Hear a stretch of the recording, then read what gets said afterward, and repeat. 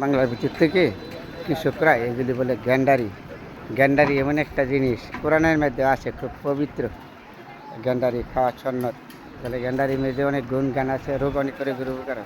আর আমাদের গ্রামীণ বাজারে এই গ্যান্ডারিগুলি বিক্রি করে কৃষকরা ক্ষেত থেকে আনা। খুব সুন্দর না? গ্রামীণ বাজার ওরা কিনে না। এটা খুব দাম বেশি নাই, দাম কম আমাদের গ্রামীণ বাজার। এটা ক্ষেত থেকে কাইটেই না বিক্রি করে।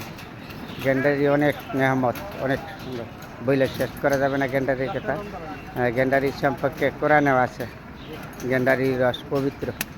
তাহলে এই কাকা বিক্রি করে তো গ্যান্ডারিগুলি ক্ষেত থেকে কাইটাই না আমাদের গ্রামীণ বাজারে বিক্রি, দাম কম একটা,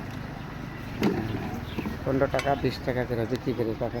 কাইটা আবার এদিকে সুন্দর করে বান্ধা দিতেছে গ্রামীণ বাজার। কাইটা আবার কি সুন্দর করে বান্ধা দিতেছে কাকা, খুব সুন্দর না গ্যান্ডারি।